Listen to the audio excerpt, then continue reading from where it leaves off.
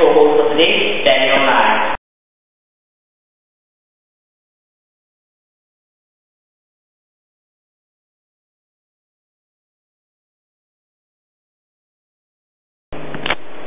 For centuries, the mainstream view about William Shakespeare is that he is a WilliamShakespeare from Stratford-upon-Avon. But starting from the 18th century, we have seen other opinions popping up about who really might be the real William Shakespeare. We see that William Shakespeare might just have been a pen name, and the candidate for William Shakespeare might vary from people like Edward Lear to people like Sir Francis Bacon.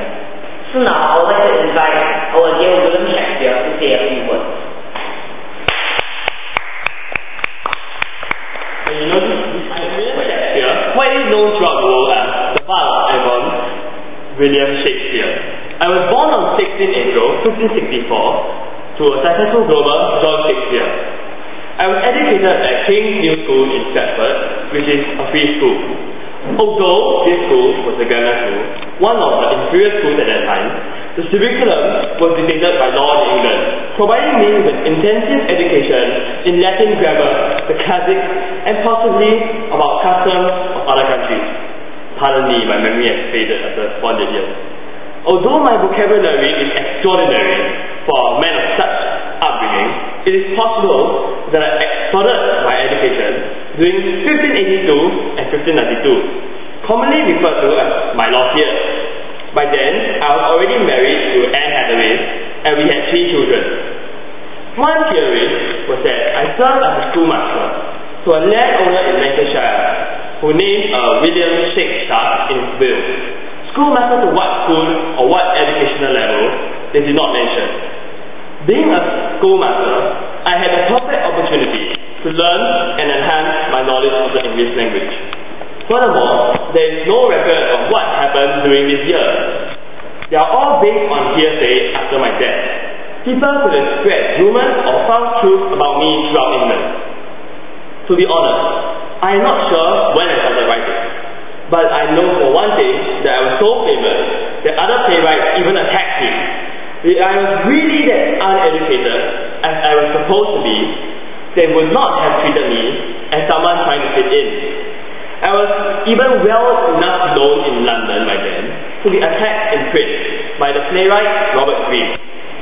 There is an upstart crow beautified without feathers, that with his tiger's heart wrapped in a player's hide, supposes he is well able to bombast out a blank bird as the best of you, and being an absolute Johannes factotum, in his own conceit, the only Shakespeare in the country.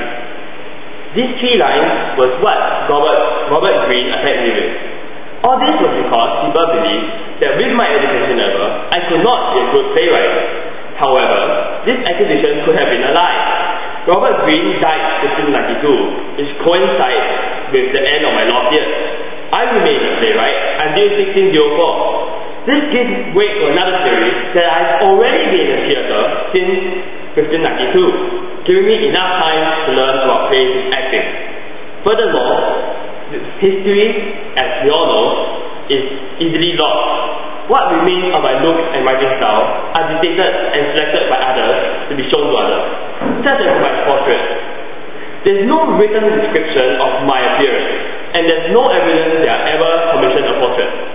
So those house engravings, which Ben Johnson approved as a good likeness, and my Stratford monument provide the best evidence of my appearance. From the 18th century, the desire for authentic Shakespeare portraits fueled claims that various surviving pictures depicted me.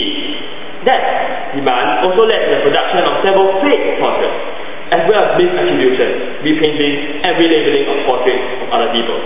This is one example of how my existence can be affected by the decisions of others.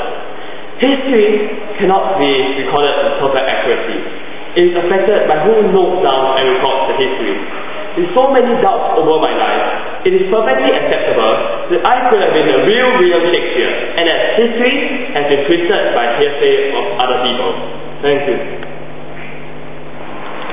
So, up to the top of our first candidate, Sir Francis Bacon, to present his case.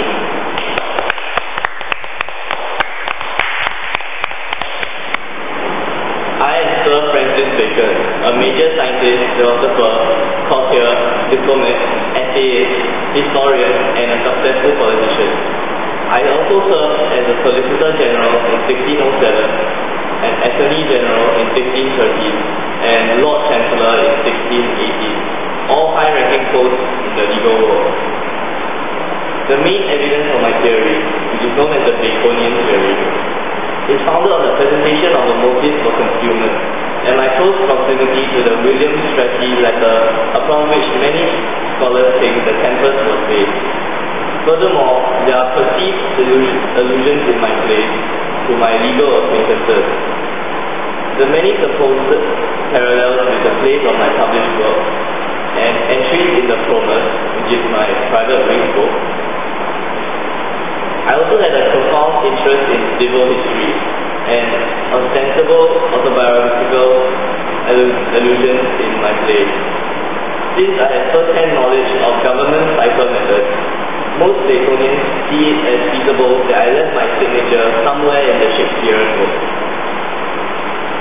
A major argument is my wide range of knowledge, especially in the legal sphere. The knowledge displayed in Shakespeare's plays showed erudition that Baconians argue only I had.